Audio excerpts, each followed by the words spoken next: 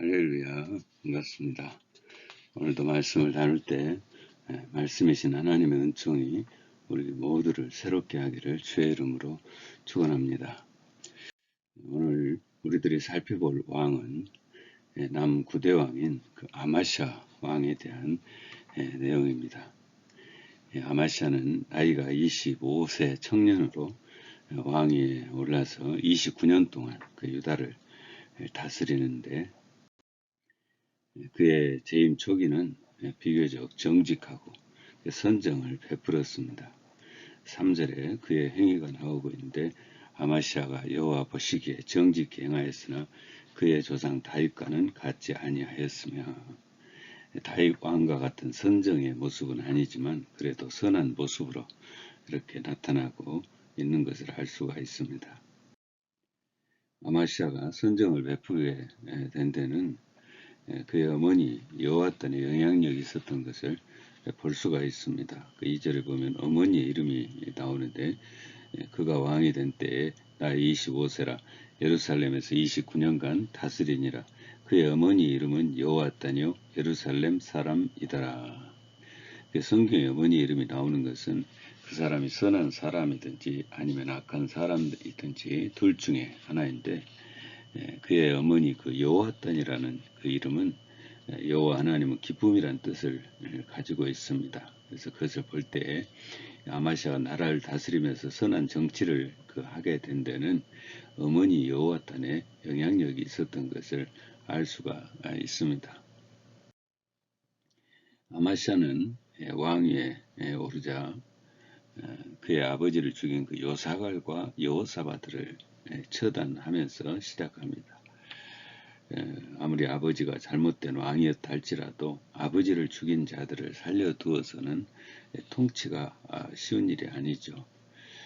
그래서 그들을 처단하고, 그리고 아마시아는 하나님의 말씀대로 나라를 잘 다스려 가기 시작합니다. 그의 결과에 대해서 역대하 25장 3절에 이렇게 말씀합니다.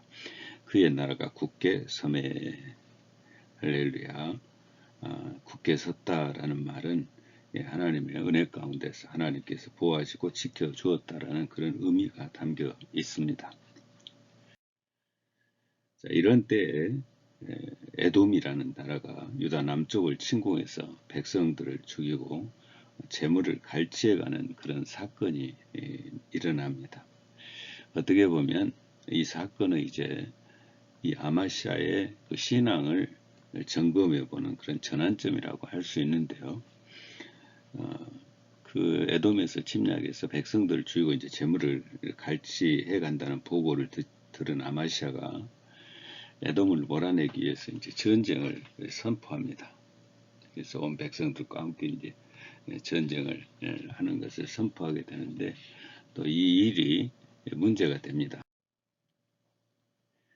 막상 전쟁을 선포하고 또 에돔과 전쟁을 하려고 하니까 에돔의 군사가 만만치 않는 것입니다. 그래서 출동 가능한 유다 군사를 점검해 보니 30만 밖에 안 됩니다. 유다의 군사력이 많이 줄어들었어요. 3대 왕 아사왕 때는 58만 명이었고 4대 왕 여호사밧의 때는 116만 명을 동원했었습니다. 그러니까 그때에 비하면 30만이라는 군사는 너무나도 적은 숫자인데, 그만큼 그동안 우상 섬김으로 인해서 나라가 쇠약해졌다는 의미고, 또 나라가 쇠약해졌다라는 말은 하나님 섬김에 멀어졌다라는 말과도 같은 것이죠. 어쨌건 이런 문제를 아마시아가 이제 고민을 합니다. 고민하더니 북이스라엘의 도움을 요청합니다. 10만 용병을 보내주면 100달란트를 주겠다. 돈을 준다는데 뭐 용병 안 보내주겠습니까? 어쨌건 그래서 용병을 보내주게 되는데, 이 내용을 이제 나중에 그 선지자가 알고 아마시아 왕에게 말합니다. 왕이여 이스라엘 군대를 왕과 함께 가게 하지 마옵소서. 여호와께서는 이스라엘 곧 온 에브라임 자손과 함께 하지 아니하시나니 왕이 만일 가시거든 힘써 싸우소서. 하나님이 왕을 적군 앞에 엎드러지게 하시리이다. 하나님은 능히 돕기도 하시고 능히 패하게도 하시나이다. 전쟁의 승리는 하나님께서 하신다는 말씀입니다. 하나님은 능히 돕기도 하시고 패하게도 하시고, 그런데 왜 나하고 상의도 아니하고 하나님이 기뻐하시지 않는 그 북이스라엘에서 용병을 불렀냐라는 그런 책망이 담긴 말입니다. 그러니까 이런 모습은 그 다윗 왕과 비교할 수 있는 그런 비교가 되지 않는 모습이죠. 다윗은 항상 먼저 기도했지 않습니까? 그리고 선지자의 뜻을 물어보면서 처리했고, 4대 왕인 여호사밧도 아합 왕과 연합해서 전쟁에 나가면서도 그 전쟁하기 전에 선지자를 찾아서 묻는 모습이 있었습니다. 그런데 아마시아는 하나님 앞에 기도도 하지 아니하고 선지자에게 상의도 하지 아니하고 자기 마음대로 군사를 데려온 것입니다. 아마시아는 단호하게 왕에게 말합니다. 용병을 돌려 보내십시오. 왕이 못마땅했죠. 그래서 왕도 말합니다. 내가 이미 돈을 지불했는데 그럼 어떻게 해야 되냐. 그러자 선지자가 역대하 25장 9절에 이렇게 말합니다. 하나님의 사람이 말하되 여호와께서 능히 이보다 많은 것을 왕에게 주실 수 있나이다. 여호와께서 능히 이보다 더 많은 것을 왕에게 주실 수 있나이다 하니라. 그러니까 전쟁에서 에돔을 물리칠 수 있는 그 능력, 그 힘, 그런 지혜, 그 모든 것들을 왕에게 하나님께서 더 주실 것이라는 말씀이죠. 하나님이 더 채워주실 것이니 북이스라엘 용병들 다 돈 그냥 그대로 놔두고 그대로 돈은 그냥 뺏지 말고 돈과 함께 돌려보내라는 것입니다. 감사하게도 아마시아가 선지자의 말대로 북이스라엘의 용병들을 이제 돌려 보내게 되는데, 이 과정이 이제 또 큰 문제가 됩니다. 용병들이 돌아가면서 좋게 가지 않습니다. 돌아가는 길에 남유다 사람 3,000명 가량을 죽이고 북이스라엘 수도인 사마리아로 이제 돌아가게 됩니다. 이러한 이 용병의 문제는 조금 이따 다시 살펴보기로 하고요. 아마시아가 용병을 보내고 나서 에돔과 전쟁을 하는데 선자의 말대로 대승을 거두게 되죠.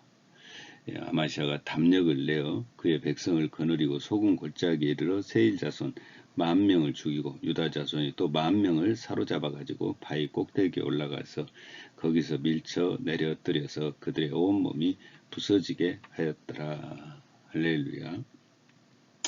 어디까지 점령하냐면 에돔의 수도 셀까지 점령하면서 그 지명도 바꿔버립니다. 욕들이라는 말로 지명으로 바꿔버립니다. 욕들이라는 그 말의 뜻은 하나님에 의해 정복된 곳이다 라는 그런 뜻이 있습니다. 그러니까 이때까지만 해도 이 아마시아는 에돔과의 전쟁의 승리가 사람의 힘이 아닌 하나님의 도우심에 있음을 고백하고 있는 것이죠. 이때까지만 해도 신앙이 좋았습니다. 정말 아름다운 그런 모습이고 그러한 행동입니다. 그런데 이 아마시아가 변해요. 전쟁에서 승리하고 난 뒤 이 아마시아는 역대하 25장 14절을 보면 자기들이 쳐서 물리친 그 세일 자손들 우상을 가지고 들어와서 경배하는데, 그때 그 말씀이 14절에 이렇게 기록되어 있습니다. 아마시아가 에돔 사람들을 죽이고 돌아올 때 세일 자손의 신들을 가져와서 자기의 신으로 세우고 그것들 앞에 경배하며 분향한지라. 에돔에서 그 신상이 보기가 좋았던지 그것을 가지고 와서 그것을 신당을 지어놓고 그 앞에서 분향하고 경배하고 있는 것입니다. 참 그 사람이 이렇게도 변해요. 하나님을 신뢰하면서 전쟁에 임했고 또 그 승리가 하나님께로부터 왔다라고 고백했던 그 왕이 자기들이 쳐서 물리친 그 세일산의 신상을 가지고 와서 에돔의 신을 섬기는 것입니다. 하나님이 이 일을 가만 보고 계시겠습니까?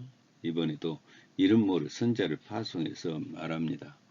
역대하 25장 15절. 그러므로 여호와께서 아마시아에게 진노하사 한 선지자를 그에게 보내시니 그가 이르되 저 백성의 신들이 그들의 백성을 왕의 손에서 능히 구원하지 못하였거늘 왕은 어찌하여 그 신들에게 구하나이까? 하나님의 책망이죠. 전쟁에서 친 신, 그 신을 왜 섬기냐? 하나님이 계시는데 그 말을 좀 들으면 좋은데 아마시아가 선지자의 말을 듣지 않습니다. 예전에는 북이스라엘의 용병들을 돌려보내는 선지자의 말을 듣고 돌려보냈던 그 왕 아마시아가 이번에는 선지자의 말을 듣지 않습니다. 듣지 않을 뿐만 아니라 오히려 선지자를 향해서 화를 내면서 말합니다. 선지자가 아직 그에게 말할 때 왕이 그에게 이르되 우리가 너를 왕의 모사로 삼았느냐? 그치라. 어찌하여 맞으려 하느냐? 선지자가 그치며 이르되 왕이 이 일을 행하고 나의 경고를 듣지 아니하니 하나님이 왕을 멸하시기로 작정하신 줄 아노라 하였더라.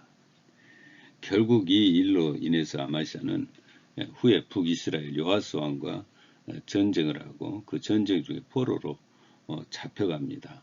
다행히 나라로 이제 돌아오고 돌아옵니다만은 그 충신들에 의해서 결국은 나기스라는 곳에서 이제 죽게 되죠. 아마시아 왕과 에돔의 이 전쟁이 우리에게 참 귀한 은혜를 또 보여주고 있습니다. 첫째는 무슨 일이든 영적인 준비가 필요한 것을 보여줍니다. 에돔과 전쟁을 하면서 먼저 하나님께 물어야 되었고 선지자에게 물었더라면 하는 그런 아쉬움을 우리가 보지 않았습니까? 전쟁의 시작도 그렇게 했지만 에돔의 군사가 많음을 알고 북이스라엘의 용병을 요청한 것도 그렇습니다. 이 용병을 불러들인 문제가 아주 컸습니다. 은 100달란트의 돈을 지불하면서 경제적인 손해도 보았죠. 또 이 용병들이 나중에 돌아가라고 하니까 거기에 불만을 품고 남유다 백성들을 3,000명이나 죽이고 물건도 탈취하고 돌아갑니다. 결국 이 사건이 이제 시작점이 돼서 에돔과의 전쟁에서 승리한 아마시아가 북이스라엘과 전쟁을 선포하고 전쟁을 일으키게 되죠. 아마시아가 교만해져서 무슨 전쟁이든지 다 이길 수 있다라고 그렇게 생각했던 것인지 아마시아는 그 북이스라엘과 전쟁을 선포합니다. 그래서 전쟁을 하지만 결국 아마시아는 힘 한번 써보지 못하고 북 요아스 왕에게 패하고 오히려 수많은 금은 부하를 더 뺏기고 많은 유다 백성들이 포로로 잡혀가고 아마시아 자신도 포로로 잡혀가고 맙니다. 후에 다행히 이제 북왕 요아스가 아마시아를 풀어주어 돌아와서 15년을 더 살지만 끝내 그 부하의 손에 의해 살해되면서 그의 생을 마치게 됩니다. 정말 안타까운 일이죠. 두 번째 그 주시는 영적인 은혜는 선지자의 말을 경청하라는 메시지입니다. 선지자가 전해준 하나님의 말을 대하는 태도가 두 가지의 모습으로 극명하게 보이고 있습니다. 하나는 순종의 모습이죠. 용병을 돌려보내라고 선지자가 말할 때 아마시아는 그 말에 순종했습니다. 100달란트까지도 포기하고 용병들을 다시 돌려보냈습니다. 그리고 나서 에돔과의 전쟁에서 대승을 거뒀죠. 그런데 또 하나의 모습은 불순종의 모습이 아주 강력하게 비춰지고 있습니다. 선지자를 무시하는 모습입니다. 아마시아가 전쟁 승리 후 신상을 가져와 경배할 때에 하나님께 선지자를 보내서 말합니다. 저 신은 저들 백성들 왕의 손에서 능히 구원하지 못하였거늘 왕은 어찌하여 그 신들에게 구하나이까. 그러자 아마시아가 선지자에게 이렇게 말합니다. 우리가 너를 왕의 모사로 삼았냐? 그치라 어찌하여 맞으려 하느냐. 이전에 그 선지자를 대했던 모습하고 완전히 딴판이죠. 전쟁에서 승리하더니 에돔과의 전쟁에 승리하더니 교만해진 것입니다. 처음 전쟁에 임할 때는 하나님 앞에 그렇게 낮아졌던 왕이었는데 선지자의 말을 들었던 왕이었는데 전쟁에서 승리하고 많은 재물을 거둬들인 뒤에는 하나님이 보이지를 않습니다. 참 안타까운 모습입니다. 하나님의 은혜로 살게 되어 있는 신앙의 사람이라면 하나님을 떠나서는 존재할 수가 없죠. 하나님을 예배하고 경배하는 자리가 최선의 자리이죠. 근데 선지자의 말을 듣지를 않아요. 우리가 선지자의 말에 순종해야 되는 이유가 있습니다. 그 말에 하나님의 뜻이 담겨 있기 때문이죠. 바울이 데살로니가 교회에 기적이 나타남에 대해서 이렇게 말씀한 적이 있습니다. 데살로니가전서 2장 13절 우리가 하나님께 끊임없이 감사함은 너희가 우리에게 들은 바 하나님의 말씀을 받을 때에 사람의 말로 받지 아니하고 하나님의 말씀으로 받음이니 진실로 그러하도다. 이 말씀이 또한 너희 믿는 자 가운데서 역사하느니라. 아멘. 예, 말씀으로 듣게 듣느냐에 따라서 그 말씀 역사가 나타난다는 말씀입니다. 갈라디아서 4장 14절도 말씀합니다. 너희를 시험하는 것이 내 육체에 있을 때 이것을 너희가 업신여기지도 아니하며 버리지도 아니하고 오직 나를 하나님의 천사와 같이 또는 그리스도 예수와 같이 영접하였도다. 할렐루야. 강단에서 선포되는 주의 종의 말에 또 주의 종이 말씀에 믿음으로 잘 듣고 믿음으로 연합시키실 수 있기를 주의 이름으로 축원합니다. 오늘 주신 메시지 명확하게 두 가지로 구분해 보았습니다. 첫째는 기도하면서 충분히 준비해야 되고요. 두 번째는 선지자의 말을 경청해야 됨을 오늘 말씀을 통해서 깨닫게 됩니다. 이 은혜의 자리, 이 모습이 늘 우리에게 있기를 주의 이름으로 축원합니다.